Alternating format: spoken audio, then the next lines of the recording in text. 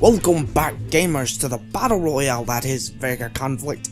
In the bottom left, we have the Rebel Alliance Valhalla standing in at a mass of 5,555 metric tons. In the top right, we have the Vega Corporation's Ragnarok standing in at a mass of classified. Let's see who of these two giant massive titans of the game will come out on top. Personally, I have an invested interest, so I'm going with Valhalla, but take your notes and place your bets. Who do you think will come out is a question left in the last video we posted about Vega conflict. There actually happens to be an event going on which is presented with the Ragnarok, and I decided to put this to a test. Only thing is, I might have cheated a little bit. I actually took a look at what the weapons were, and I equipped new shields to my Valhalla to counter them, which is why it just blew the fuck up. Granted though, if I had not have had spectral shielding, look at this. My Valhalla would have been down in flames. Look at this. I almost actually killed it, so it technically was not a fair fight. But anyways, gamers, back on to the business at hand. The event right now is called Countermeasures, and it's actually a pretty tricky event. It's one of the bigger ones we have had since the Valhalla itself was introduced, and I might have found a pretty viable way for at least those who managed to finish the last one to finish this one. Now, I do know I said the Valhalla was useless, but I actually found a pretty good use for it now. I find that the Valhalla is extremely effective during this particular match. I know it's kind of surprising, but it does a lot of damage to the two cruisers as well as the frigates who are accompanying the 50s, the 53s, and 55s. Now granted, the 55s are a little bit difficult because they do a lot of damage, but I still think that is quite plausible and quite viable to use the Valhalla, as well as right now I'm using Relves, but I don't really need to. I've tried out epochs as well, and I feel like they actually might do a little bit better, especially epochs that have the long range projectiles on them. They do a pretty decent amount of damage without taking as much damage. Now, I'm using my Revs here because they're kind of like my tanky fleet. They've got the most armor, the most shields, but with little weapons. And when I tried this out originally just to see how much damage my Valhalla would do against these particular Vsec fleets, I was pleasantly surprised at how much damage was actually going into the Vsec fleets, their frigates, their cruisers, the Zeal battleships, even to the enemy enemy flagship as well. It was doing a pretty decent amount of damage. Now, I'm still learning at this point, so there could be some better ways and some better strategies out there, but this one seems to work pretty good for me. I've already got like 500,000 res, and this fleet's only gone down once. I mean, it just needs to be repaired, and I'm good to go again for more 55s. But admittedly, the 55s are a little bit tough, so I don't know how often I'm going to go up against them. I might just stick with like either the 53s or just doing 55s and taking out at least one of the Zeals and all the others, with the exception of the Ragnarok itself. I do find it interesting though. They seem to have changed how we target, or at least the Vsec fleets target drones. I noticed that when my drones get close to the Zeals no longer shoot at the drones themselves. I actually think that's a pretty fair thing, because the Zeals can like one-shot our drones, and multiple drones at that. You'll see here in just a minute, my Valhalla is going to shoot out drones, and the Zeal battleship is going to completely annihilate them with one shot. But when I get some drones down there on it, check this out. I've got drones hitting it now, but it's not attacking them. Before, it would start and basically kill my drones that were close on it because they were hitting into its range. And look, they even fly back in its targeting range, but it doesn't shoot, only when a new one comes out.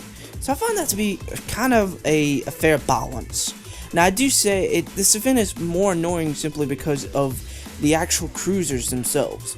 With long range, our weapons still outrange them, but the problem is that they have the old, when their ranges were maxed out, and their activation range of when they started to counter our movements. I guess that makes sense for the event's title name. But anyway, my point being is their reaction to our movements has a larger range now. It's used to be when we were in range of their weapons. Now it looks like it's a good 500 meters outside of their range. Now what you're looking at here is I'm just going up against a couple of the higher level Vega Vsec fleets, just to give you an idea of what's going on when I'm fighting with this particular fleet. Like I said, I took this one in for several goes with only a little bit of repair. And I would say for the lower level players, guys, I would at least try for tier 3. I don't know if it'd be possible. Try for tier 3. I know that there are a few auto fleets out there, and while I don't particularly like auto fleets, I think they're a little unfair and a little unbalanced because you get something for nothing. That's your personal opinion, but you gotta do what you gotta do. There are a few on the forums as well for the new Vsecs already, of course, but they're for really low levels. You might be able to get some builds going pretty quickly and at least get to tier 1, 2, or 3. I mean, personally, I'm going for tier 3. I don't really give a damn about the fleet and the new ship. I've seen its capabilities, I've seen what you can equip on it, and I'm not that impressed. I see cutters as being far more effective and far more to use of my time to build cutters opposed to actually building this new kind of frigate. I mean, don't get me wrong, no one ever uses Nighthawks. No one ever really uses frigates. I mean, nowadays, since cutters are the fastest ships in the entire game, you'd better off having one of those, especially if it's for a fast, speedy hit. You'd rather use cutters any day of the week. And I mean, when's the last time anyone ever actually seen a frigate being used except for by a low-level player who hasn't unlocked something like revs, or, let's be honest, no one uses frigates anymore. So I have no interest in it whatsoever, but if that's what you're going for, that's what you're going for. What I'm really interested in is actually the weapons that we're going to be able to obtain from this event. They look pretty interesting, they look fairly useful to me, especially those slow-mo beams or whatever I think they're called like Arista beams, or I can't ever pronounce it.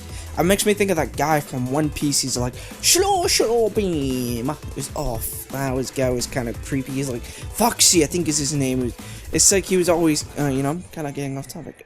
Whatever. So yeah, One Piece and Foxy, he's like, slow beam. It would slow things down.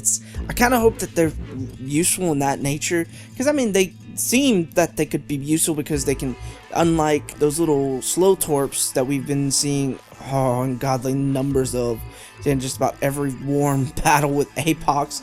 That's about all you see nowadays, projectiles with those slow torps nowadays. It's kind of annoying, but I can understand because it's the most relevant and interesting thing to use right now.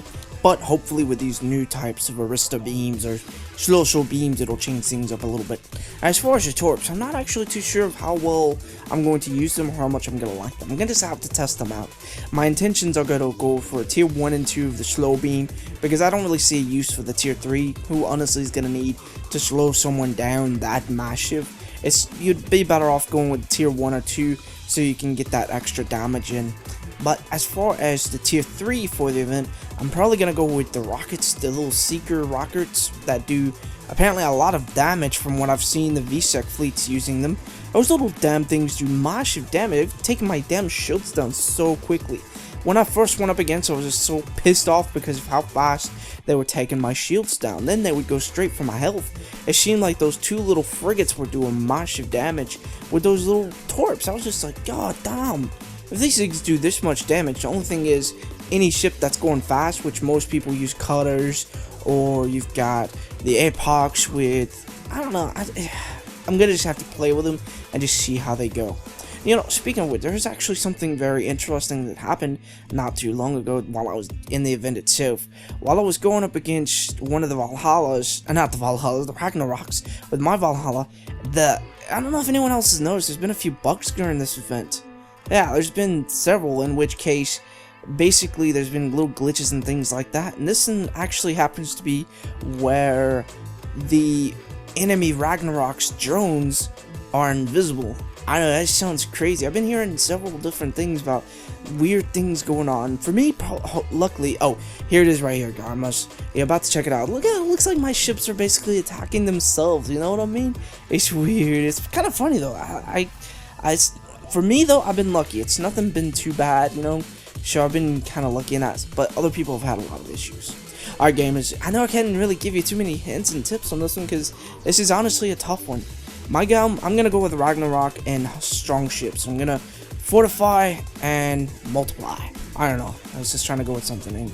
Anyways, gamers, that's gonna wrap it up. If you have any tips or anything you want to leave on the video, go ahead and discuss it and work something out. Maybe we can come up with if you might have a better strategy than I do. If you do, I'm more than welcome to listen to it, hear it, and perhaps try it. Yeah, I'm always game. Anyways, as always, I'm Burning DM with Angelsoft Gaming. Peace out, gamers.